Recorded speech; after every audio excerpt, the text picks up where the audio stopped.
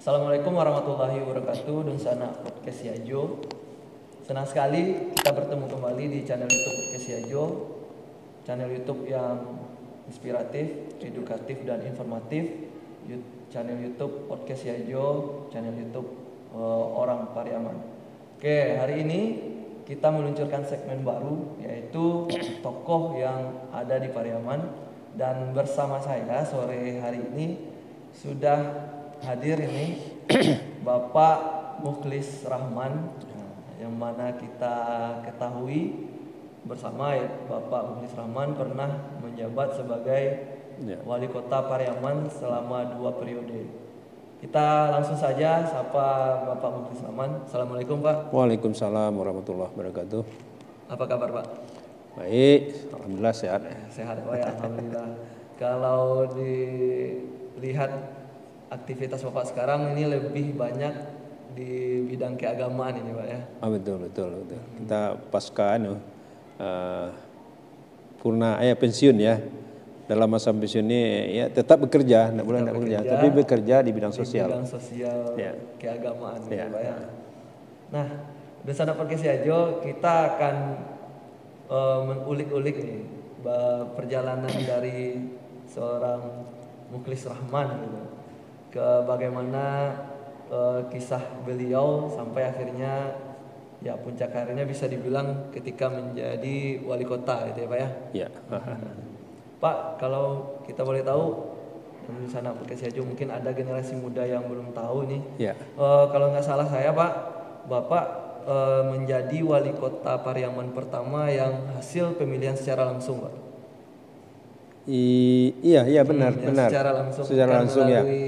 Sidang DPR ya Pak ya. Bukan pemilihan langsung pertama. Kalau nggak salah itu 2008 2013. Nah, 2008 2013. Ya. Dan 2013 sampai 2018. Iya. Pak, bisa diceritakan dulu Pak, Bapak waktu kecil itu bagaimana perjalanan Bapak gitu? Iya. Saya kira kalau waktu kecil itu berarti saya lahir itu kan tahun 1958. 58 ya Pak? Ya kecil, mulai sekolah pada tahun 65. Sekolah 65 berarti ya, sekolahnya di mana Pak? Sekolah di Padusunan, SD 2 Padusunan, tapi tamatnya di SD 1 Sekapa. Tamatnya di Sekapa. Nah, ini pindah ke kelas 5 pindah ke Sekapa. Nah, saya pikir waktu itu tidak seperti sekarang gitu. Hidup serba susah gitu kan. Sekolah saja tidak pakai sandal. Kalau boleh tahu Pak, maaf Pak, background orang tua gimana Pak waktu itu? Iya, tinggal di kampung, di namanya Dusun Sungkai. Kalau kini Dusun Sungkai, desanya Sekepak Timur gitu. Dulu tidak ada jalan kok, jalan setapak semuanya. Jalan yang ada dari Nanba Aspal kini ke jalan tanah semua itu. Itu salah satunya. Jadi tinggal di situ dan ya hidup di kampung ialah sebagai orang tua, sebagai seorang petani dan pekerja tukang. Bapak berarti. Ya, kalau ibu, ama ya bekerja apa sajalah. Tapi dia bikin buat salah gitu. Jual salah, jual goreng pagi. Jadi ambo ikut menjujuan salah jual goreng lah pagi gitu. Ketika sekolah waktu ya lah mulai sekolah lah SD.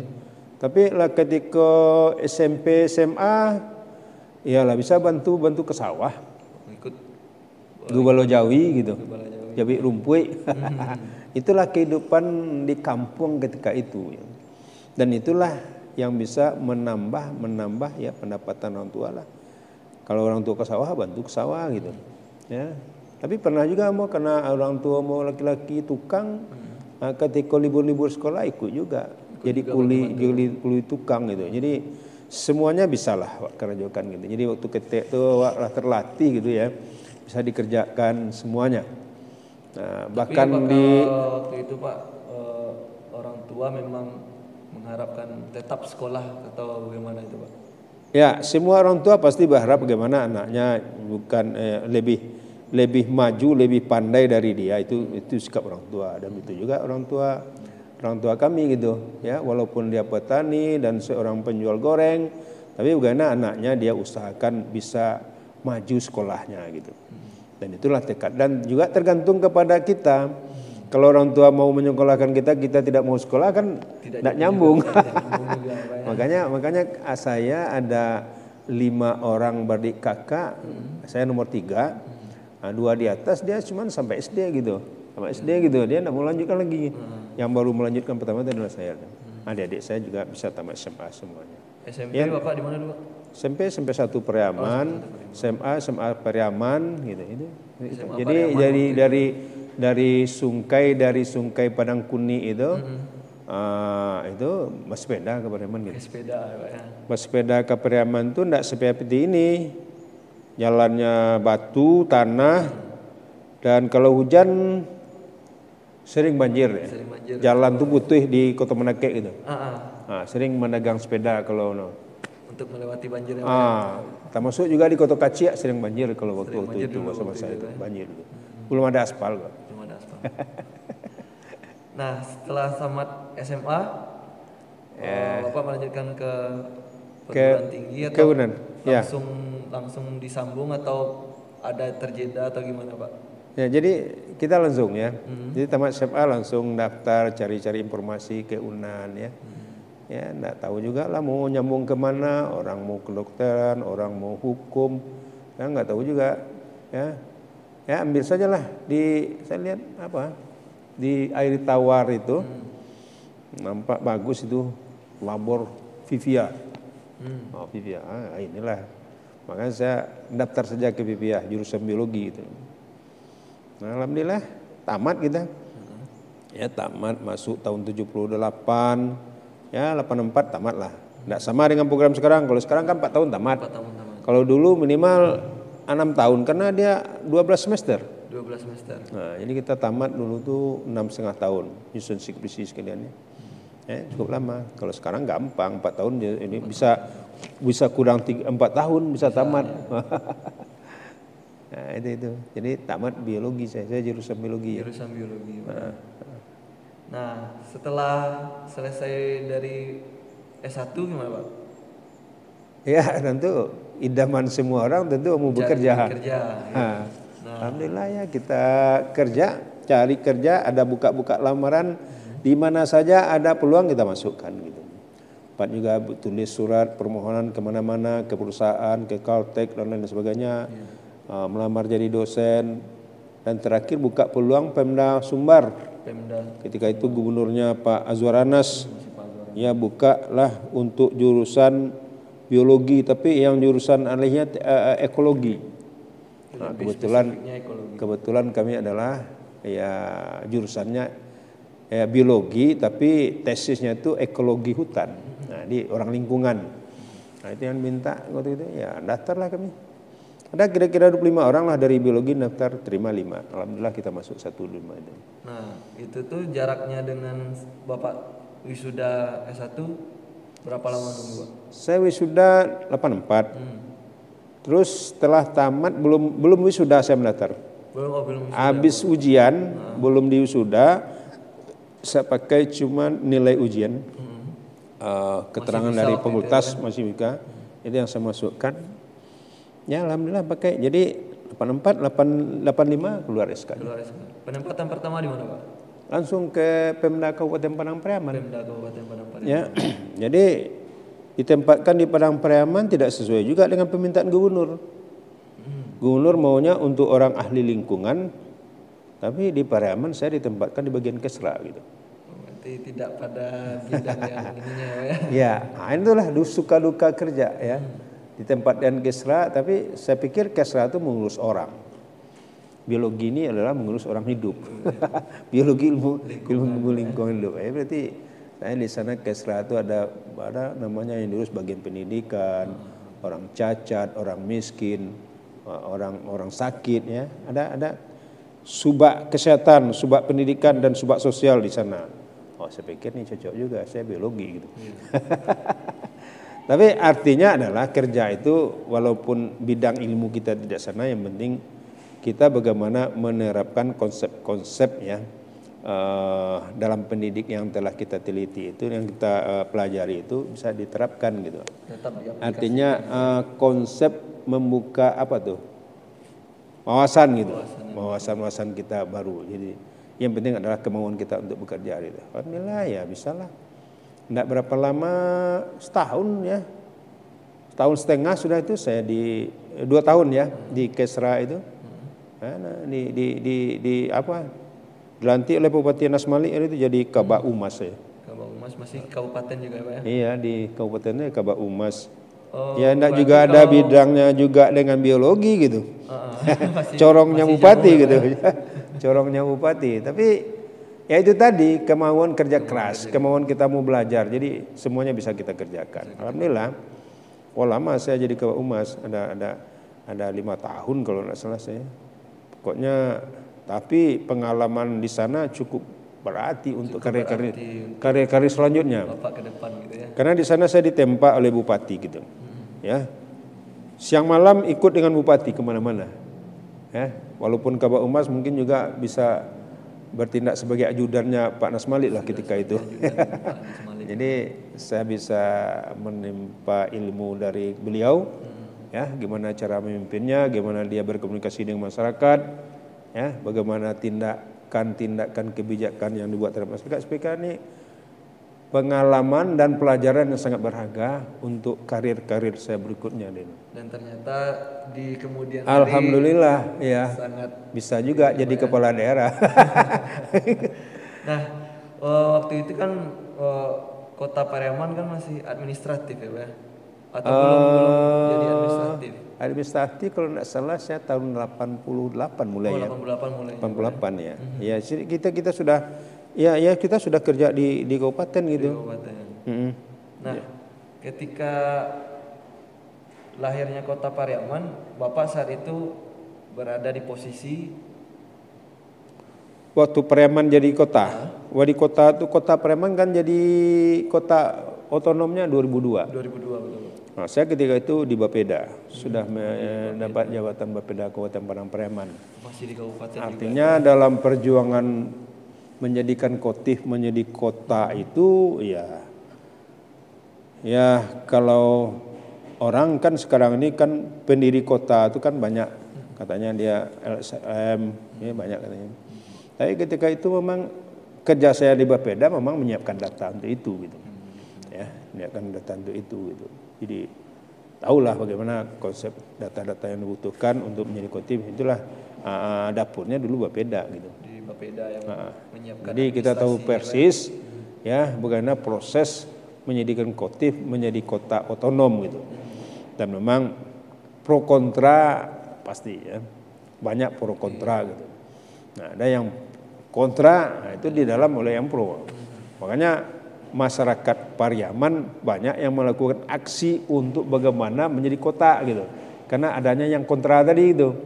Supaya yang kontra ini bisa dikalahkan. Nah, makanya bergeraklah IMAPAR, bergeraklah LSM yang ada. Hampir setiap hari saya kira ya dulu mengadakan demo-demo lah, aksi unjuk rasa lah di depan kantor bupati itu. Nah, kita mengikuti itu semuanya. Nah, kalau boleh tahu Pak, ketika saat itu semangatnya untuk menjadikan kota itu apa gitu Pak? Saya pikir memang kalau Kotif berarti kita masih di bawah bupati gitu. Dan APBD kita adalah suplemen dari APBD kabupaten gitu. Ya, berarti hanya satu APBD tapi ada lembaran suplemennya.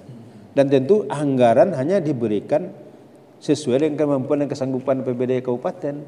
Nah, kalau saya tidak salah pertama itu hanya APBD untuk Kotif itu dikasih cuma 1,5 miliar setahun. Apa yang bisa dibuat oleh kota?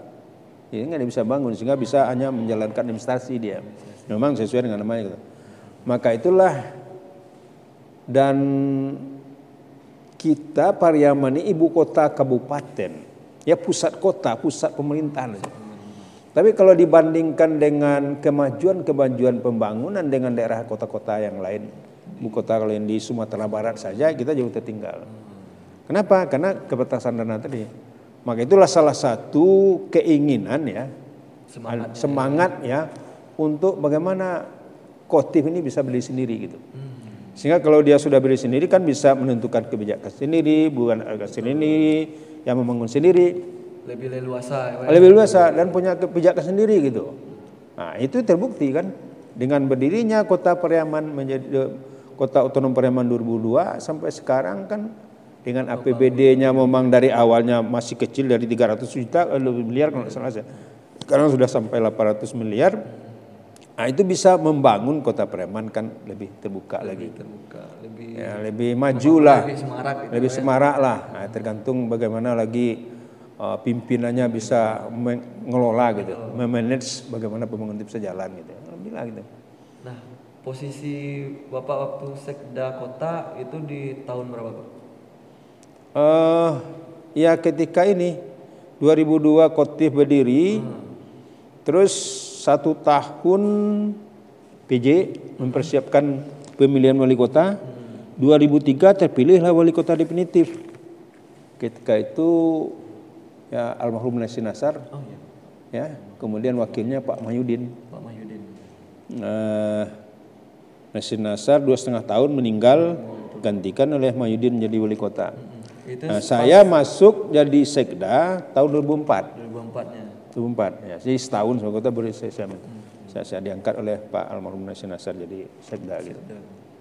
Berarti itu kira-kira setahun atau 2 tahun sebelum pemilu yang langsung gitu ya? Pemilu langsung itu Nasi Nasar dipilih DPRD. Iya, maksudnya pemilihan langsung rakyat. Dipilih rakyat. Berapa 4 tahun lah? 4 tahun sebelumnya. Sebelumnya sudah ada juga ya. Untuk kota 4 tahun lagi gitu. Pariaman kan mulainya 2008. 2008 ya. Nah, kalau boleh bercerita sedikit Pak. Nah, ketika Bapak menjabat sebagai Sekda Kota, kemudian di depan ada persiapan untuk pemilihan wali kota 2008 waktu itu ya. Pertama kali secara langsung masyarakat yang menentukan pilihan. Nah, apa yang menjadi keputusan Bapak gitu akhirnya maju menjadi wali kota gitu? Saya ketika jadi sekda itu tidak ada keinginan jadi wali kota. Ya, saya hanya ingin bekerja secara struktural melayani pimpinan untuk bagaimana membuatkan kebijakan-kebijakan. Kan itu kerjanya sekda, seorang sekretaris itu. Dan memang itu saja yang saya pikirkan. Saya belum terpikir bagaimana, karena wali kota itu kan tidak gampang. Ya, apalagi dipilih langsung. Ya, butuh power, butuh dukungan, ya, finansial yang cukup. Nah, saya tidak punya untuk itu gitu. Saya kepingin jadi wali kota itu lagi karena saya jadi sekda 2004, kemudian saya diganti, dinonjabkan tahun 2007. Berarti sebelum pemilihan saya sudah dinonjab. Jadi tidak ada jabatan, saya pindah ke kantor gubernur jadi staf. Ya, daripada tidak jabatan, tidak ada kerja, sana timbul keinginan. Di situ muncul kalau berarti secara karir PNS saya sudah maksimal. Sekda itu kan karir tertinggi. Ya, berarti tidak ada lagi. Makanya setelah tidak ada dikasih kerja lagi, itulah muncul keinginan. Mulailah saya 2007 itu saja bergerak untuk mensosialisasikan diri di tengah-tengah masyarakat. Jadi kerja menjelang 2008 itu hanya keliling-keliling kota ya. Saya minta izin ke gubernur ya. Saya minta izin tidak masuk, mungkin coba-coba asosiasi dirilah di kota dulu gitu ya. Pak Gubernur mengizinkan, makanya saya ya tiap hari lah kerja keliling-keliling itu ya. Kota kan kecil juga. Bisa saja sehari itu bisa terkelilingi semuanya gitu. Besok keliling lagi, besok keliling lagi gitu aja. Itu aja kerjaan. Nah, saat mulai saya maju nih kata dalam hati Bapak, apakah keyakinan akan mendapatkan suara rakyat itu bagaimana Pak? Apakah besar sekali keyakinannya atau ada proses sehingga akhirnya yakin gitu? Ya, ketika saya memutuskan maju itu pasti tentu yakin. Ya, maju harus menang gitu. Ya, tambah kita sudah keliling-keliling kan nampak keinginan masyarakat. Gimana masyarakat terhadap kita, pandang masyarakat atau tanggapan masyarakat terhadap kita ya. Nah, memang berat gitu. Karena lawan ketika itu adalah incumbent Pak Mahyudin wali kota gitu. Tapi iya dengan bismillah saja kita. Ya karena yakin saja gitu. Ya memang dari segi finansial kita sangat kurang, tapi keyakinan setelah bertemu-temu dengan masyarakat, ya diskusi di masyarakat, kayaknya banyak dukungan gitu. Ya kita tidak mengira hari itu orang tidak bermain uang gitu. Nah, tapi waktu itu belum setajam sekarang main uangnya itu, main money politik itu. Ada juga ya butuh biaya, tapi ya kita seadanya lah. Yang wajib-wajib kita adakan lah. Dia alhamdulillah karena ya kepercayaan diri itu ya, kepercayaan diri mau. Satu putaran ya Pak ya, langsung. Satu putaran saya tidak, memang berat ya. Beda suaranya cuma sedikit, 360 suara. Satu kotak suara saja dibuang oleh panitia, lu udah kalah saya itu. Kalau tidak salah waktu itu di periode yang pertama Bapak berpasangan dengan Pak Helmi Daris almarhum ya, dan mengusungnya ya partai PKS lah, satu partai tunggal gitu. Satu partai ya. Ketika itu kan butuh tiga kursi PKS pimpinan hari itu, 3 kursi dia. Nah Pak, ketika Pak setelah penghitungan dan dinyatakan menang, apa yang terbayang Pak? Oh banyak problem, kan orang-orang masih ribut. Orang masih ribut, memang ketika itu menang sudah ya, berarti alhamdulillah kan gitu. Terus yang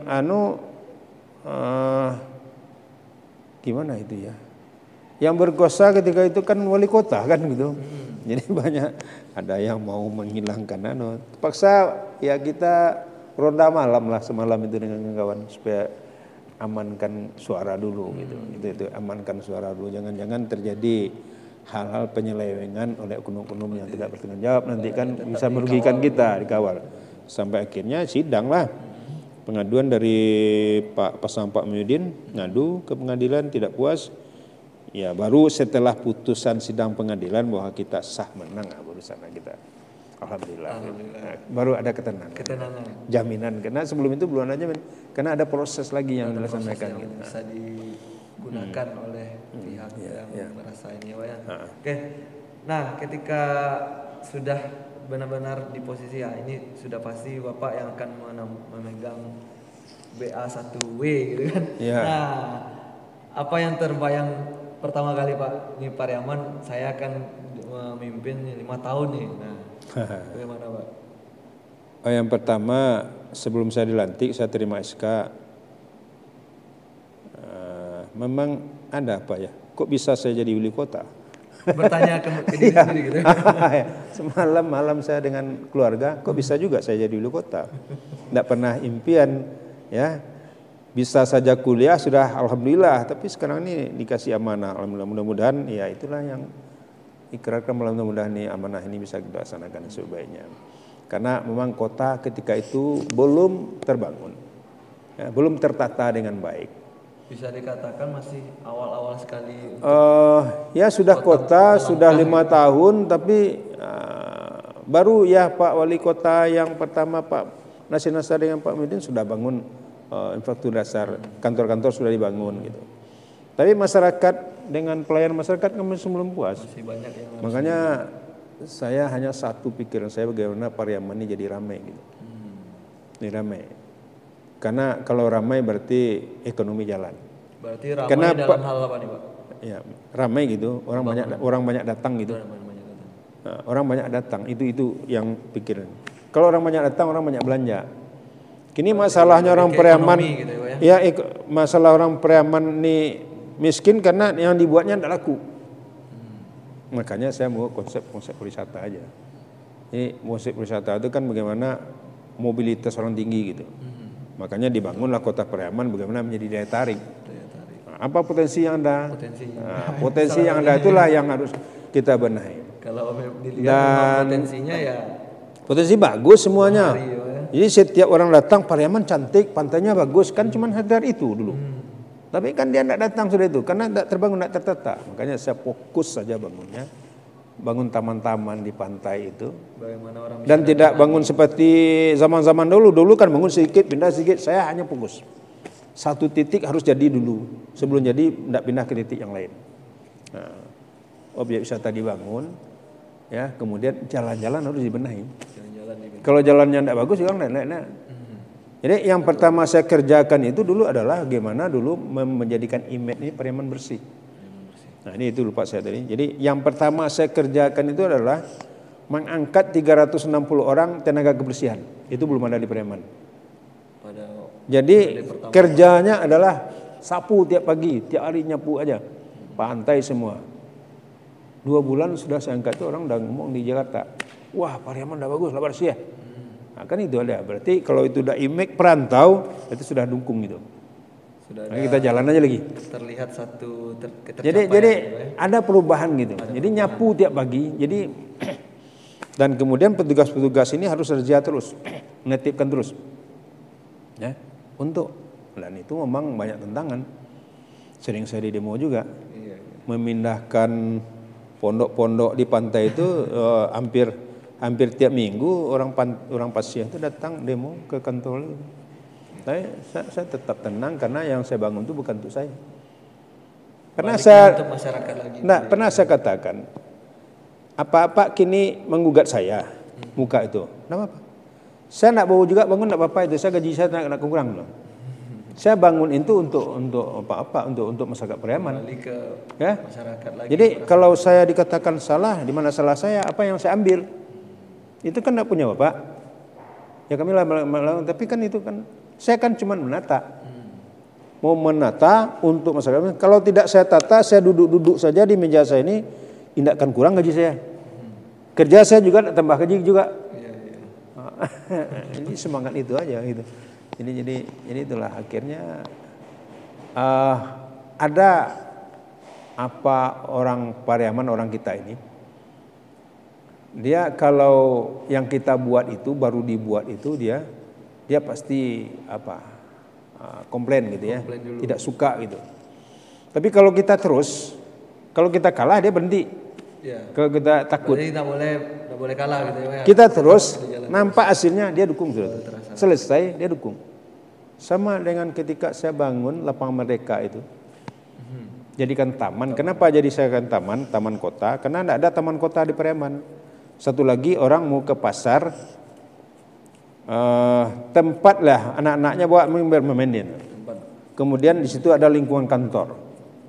Tempatnya berserakan sampah-sampah di sana. Saya jadikanlah taman. Oh itu banyak tantangan. Itu tempat salat. Kemana kita salat? Salat itu hanya 2 kali setahun dia. Yang memang dipakai itu ya Pak ya. Sampai-sampai Bupati juga komplain saya. Nah, dan saya jawab, Pak Bupati, ini saya bangun bukan untuk saya. Ini saya bangun untuk Bupati. Kan kantor Pak Bupati situ, saya bikinkan taman di sana. Enggak dapat juga. Jawab Pak Bupati hari itu. Oh iya pula ya itu.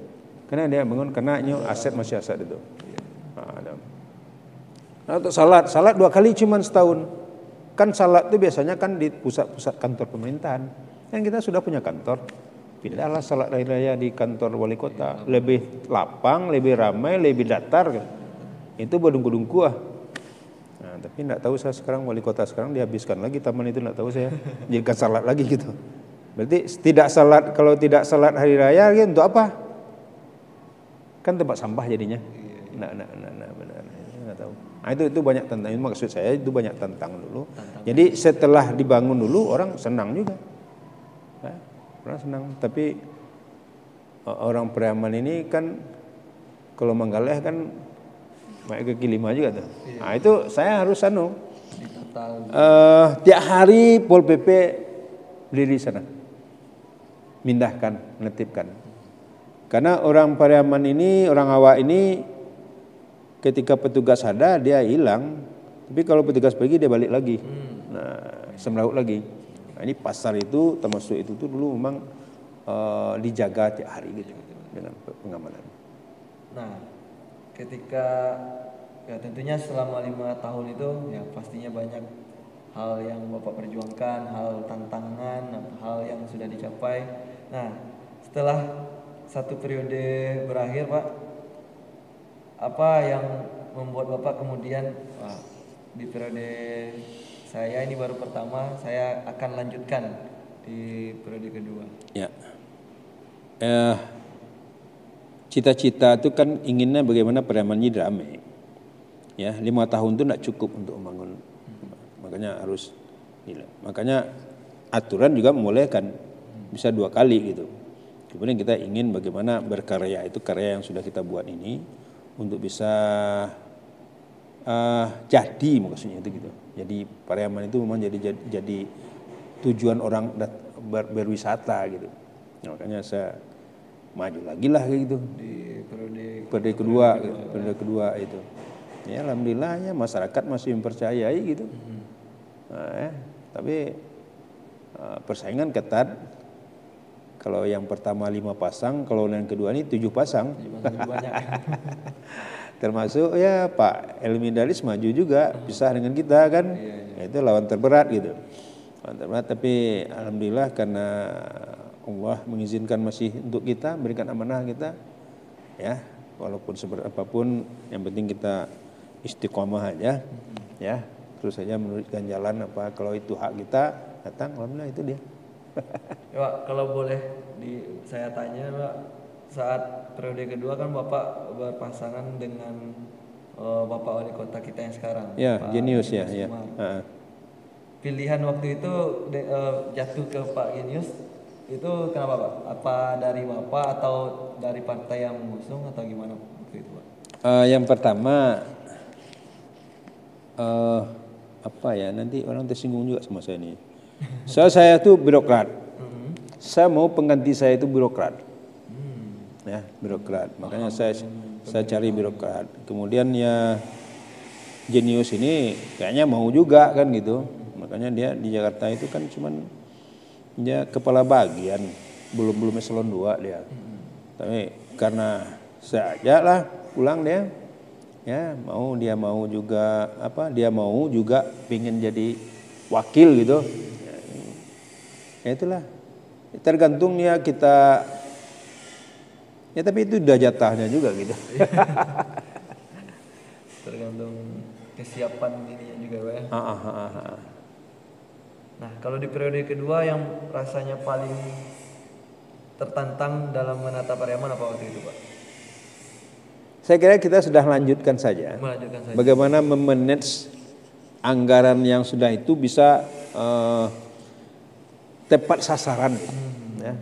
Kalau sekarang efektif dan efisien, tepat sasaran. Itu saja gitu. Dan tidak banyak ya. Artinya apa yang kita butuhkan itulah sesuai dengan anggaran kinerja juga hasilnya gimana gitu. Nah, ya. Nah, itu alhamdulillah lah. Hasilnya lihat saja, enggak tahu saya enggak mau ngomong ini bagus ini. Kan sudah ada perubahan dari 2008 sampai 2018 itu apa yang nampak perubahan 10 tahun. Kalau boleh saya itu yang belum saya capai hari itu adalah pembangunan pasar. Baru terakhir saya buat konsep, sudah ada rancangan. Nah, itulah yang dilanjutkan oleh Jenius membangun pasar itu. Terus yang tidak terlaksana juga keinginan saya itu masjid terapung gitu ya. Karena itu salah satu magnet juga. Jadi yang pendukung wisata itu ada pasar yang representatif di samping objek wisata. Jadi orang tidak hanya menikmati keindahan alam saja. Jadi kan orang kalau wisata itu alamnya, kemudian makanannya, belanjanya di mana gitu. Kemudian ada yang tren yang terbaru adalah tempat ibadah. Makanya saya mau bikin masjid terapung.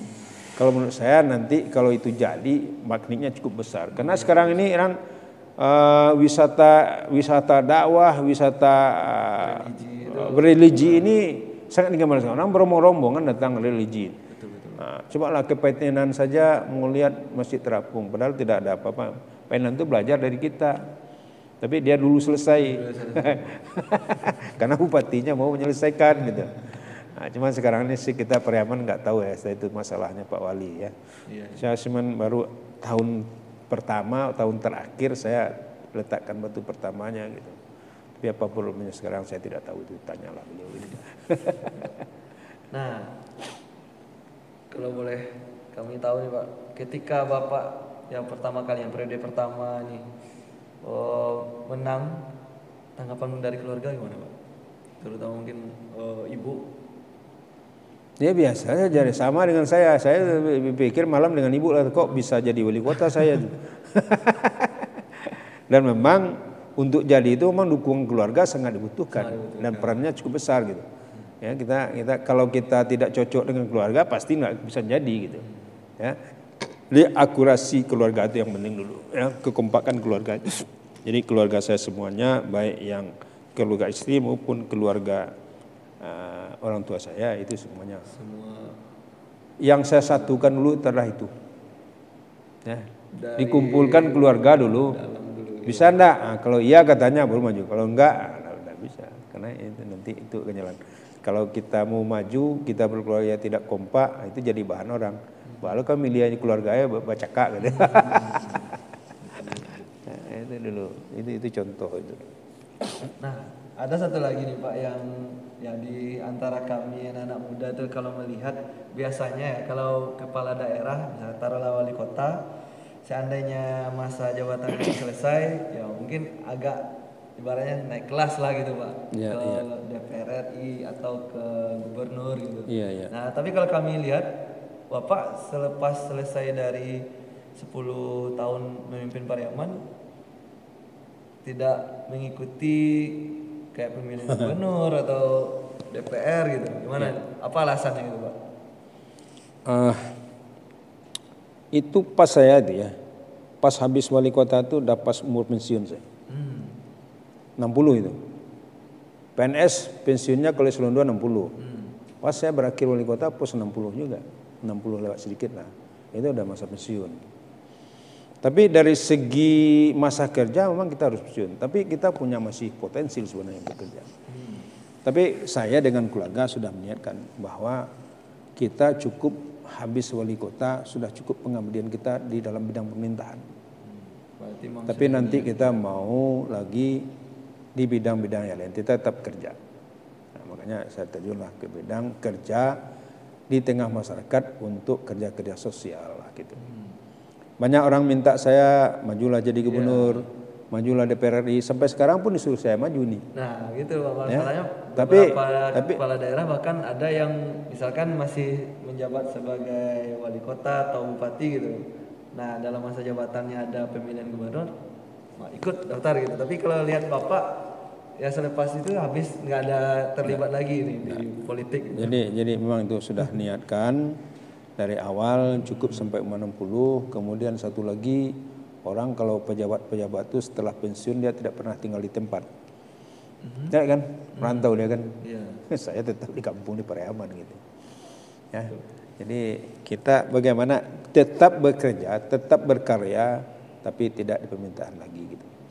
Sekaligus ya, kalau banyak yang salah kita kerjakan selama ini untuk memperbaiki yang salah-salah itu. Karena memang dikerja di publik, kerja di pemerintahan itu ya tidak semuanya yang kita bisa jujur, tidak semuanya kita bisa benar gitu. Pasti ada salahnya gitu. Ya. Banyak orang tidak senang sama kita. Kebijakan kita buat tidak bisa menyenangkan semua orang. Betul. Ya. Makanya mungkin ada yang tidak senang, ada yang tidak terlayani. Ada mungkin kita membuat kebijakan yang tidak pada tempatnya. Kemudian juga ada hal yang barangkali juga nyimpang yang kita kerjakan, tapi ya menyimpang dalam hal kebenaran gitu. Ya. Ada pula istilah menyimpang tapi benar, orang tidak bisa salahnya. Tapi menurut hati nurani kita salah. Tapi orang tidak bisa buktikan. Nah inilah barangkali saya bersyukur masih dipanjangkan umur. Lewat dari 60 sampai penama masih bisa umur dipanjangkan, jadi ada kesempatan untuk memperbaiki diri lah. Ya, kalau ada yang salah sebenarnya bisa kita tobat, kita minta ampun, ya. Nah, itu saja. Jadi kalau tetap bekerja di pemerintahan, DPR RI, DPRD provinsi atau maju di yang lain, saya pikir itu sama saja.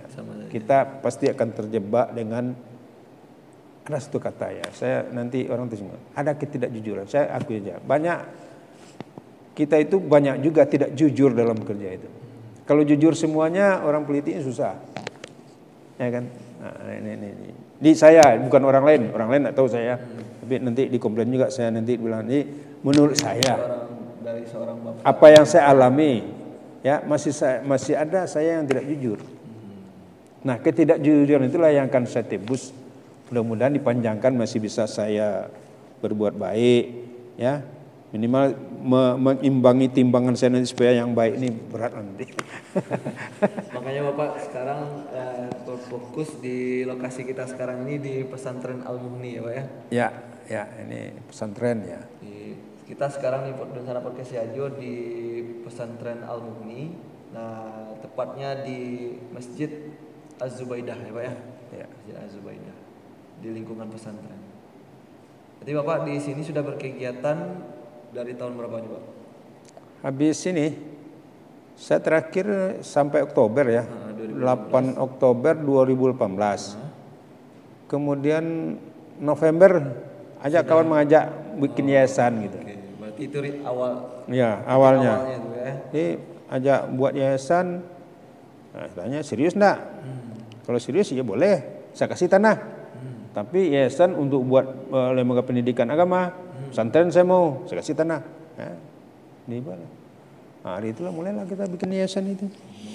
Alhamdulillah ini rimba hutan ini, ya. Nah, orang takut, tahulah Pak, sebelah kuburan lagi itu. Sebelah kuburan. Ini kuburan sebelah kok. Mana orang mau ke sini? Nah inilah yang saya bersihkan, bangun masjid ini. Alhamdulillah ya karena niat kita ikhlas. Ya saya tidak tahu juga dari mana uang mau bangun gitu, ya mau bangun ya. Karena ini saya ikhlas dengan keluarga, anak-anak sudah mewakafkan tanah ini semuanya, bukan milik keluarga lagi, sudah milik yayasan untuk pesantren. Nah sebetulnya saya mau bagaimana yayasan itu bisa ngurus, cuman nampaknya saya hanya pembina yayasan gitu, pendiri yayasan gitu. Harusnya kan gitu yayasan jalan. Tapi kalau enggak saya bantu terus ya enggak jalan juga dia. Alhamdulillah. Itulah maka 2019 Desember ya sebelum itu sudah bikin kita rancangan pesantren ini. Ya jalan itu dibukakan oleh Allah aja kayaknya. Karena kita mau baik. Ada aja orang yang datang kawan, bisa Pak bangun masjid sana gitu. Apa mungkin apa pesantren? Kalau masjid pesantren boleh lah ya, itu yang akan cari. Lokal belum ada, bangun masjid dulu. Berarti masjid ini yang pertama di. Iya. Jadi saya pikir memang saya lihat pesantren itu kalau sudah ada rumah ibadah sudah jadi itu. Jadi orang belajarnya di masjid aja. Ya. Nah, alhamdulillah ada kawan saya namanya Hasbullah. Dia dulu mitra kerja dalam bidang travel ya. Nah, travel. Jadi sering pakai dia kemana-mana kita pakai travel dia gitu. Nah, dia punya jasa baik dia. Ada keluarga bulah di Malaysia Pak. Dia ada pensiun juga, pensiun Petronas, uangnya banyak. Dia tidak punya anak, ya teman ini uangnya. Oke bulah, ini proposal bulah Pak. Ya, sebulan dia balik. Ya oke Pak, balik. Datang Ibu sini. Alhamdulillah bangun. Desember 2019 mulai bangun. Harusnya 2020 sudah diresmikan. Tapi karena COVID ya. Dia tidak bisa datang baru kemarin ya. 21 Desember 2022 diresmikan. Alhamdulillah ya. Masjid Az-Zubaidah. Ya. Kalau dari nama masjidnya kenapa dinamakan itu? Ada cerita tersendiri gimana Pak? Ya ini namanya Az-Zubaidah ini nama ibu orang tuanya ibu yang menyumbang ini. Yang menyumbang itu yang bangun ini Ibu Hartini Abdullah. Nah, ini orang tuanya Zubaidah namanya. Jadi diabadikan namanya nih. Memang saya juga punya konsep siapa yang mau bangun kasih abadikan namanya gitu. Lokal itu siapa yang mau lokal kasih nama. Itu dua itu sudah ada namanya itu. Belum tempelkan. Ini orang penyumbang terbesar saya kasih namanya. Ya, satu siapa? Araf. Yang kedua Ar-Rahman. Lokalnya namanya itu. Berarti nanti ruangan apa? Ya. Ruangan dari nama yang penyumbang terbesar. Ya, itu. Kita kasih nama. Alhamdulillah ya. Memang kita bergerak dari mulai awal gitu, dari basic, belum tanah kosong, adanya masjid, kemudian dengan bantuan-bantuan dari masyarakat lah, ya, infak, sedekah, ya kita bisa udah bangun lokal terbangun, 2020 selesai masjid, santri belum ada, maka kita buatlah program takasus namanya, program rintisan. Kita adakanlah di sini dulu menjelang santrinya ada, kita bikin majlis duha. Majlis duha ini ibu-ibu kita panggil gini, kenapa duha? Ya, ini saya terinspirasi juga ada komunitas duha, ada komunitas tahajud. Saya pikiran saya dulu waktu saya naik haji di Mekah, gimana nanti 2014 saya terakhir naik haji, di sana saya udah pikir gimana nanti kalau saya sudah kembali, sudah pensiun, gimana duduk bersama-sama ada majelis gitu. Ada saya udah bikin ini majelis duha, majelis zikir, tapi yang terus duha ini aja. Nah, duha ini ibu-ibu semuanya. Kenapa duha? Karena keuntungan salat duha itu sangat besar ya. Banyak, ada 6 nanti saya uraikan salah satunya adalah kalau orang ahli duha itu nanti masuk surganya melalui pintu khusus, pintu duha. Jadi kita mengajak ibu-ibu itu bagaimana dia tidak lupa salat duha, makanya diberi nama majlis duha. Nah, kita ambil dulu dengan pimpinan pondok Pak Yusuf 15 orang per kelompok itu kita pondokkan dia seminggu sini. Seminggu dikasih pelajaran masalah etika wanita muslimah, bagaimana tafsir Al-Qur'an dan akhlak, ibadah dan lain-lainnya. Alhamdulillah. Sampai 13 kelompok. Ya, sekarang ini berarti ada sekitar 180 orang jemaah duha kita. Nah, sekarang tidak kita lanjutkan, tapi lanjutnya adalah sekali sebulan dia wirid di sini, ngisi masjid. Samping itu dulu juga diadakan pengajian sore untuk anak-anak. Nah, baru 2021 mulai santri kita terima. Berarti santri sekarang ini untuk tingkatannya setara dengan tamat SD kita terima. Tamat SD berarti ini tamat SMP senawiyah gitu. Dan ini karena kita baru, memang tidak segampang itu cari santrinya. Ini terpaksa kita kerja keras bersama pimpinan pondok, yayasan, untuk jemputlah ke rumah siapa cari di tengah masyarakat siapa anak yang tidak sekolah. Nah, ternyata memang tidak sekolah tuh yang pertama karena biaya tidak ada, yang kedua karena nakal anaknya. Dua faktor itu kita ambil. Tidak adanya karena miskin, karena yatim piatu. Jadi anak-anak ini yang masuk baru yang pertama itu mendaftar ada 15. Yang bisa diterima yang jadi ya, yang sudah itu baru yang lain mundur-mundur ya 8 orang. Nah, itu anak-anak miskin semuanya, tidak mampu bayar. Nah, bayar di sini sebetulnya idealnya itu satu santri itu masuk makan mondoknya ya, biaya sekolahnya 1.110.000. Nah, kita mintalah pimpinan pondok dengan negosiasi dengan orang tuanya pindahkan aja makannya ke sini, tidak usah bayar yang lain. Juga tidak mampu. Nah, kini tanya berapa mampu? Ada yang mampu 100 bulan, 150, ada yang tidak sama sekali gitu. Makanya kita carilah donasi dan orang tua asuh. Ya. Nah, saya pikir orang kita ini mau semuanya kalau kita bisa mengelola dengan baik. Alhamdulillah jalan. Ya. Nah, yang kedua gitu juga masih tetap dijemput. Ya, belum bisa bayar juga. Nah, kedua masuklah 11 orang.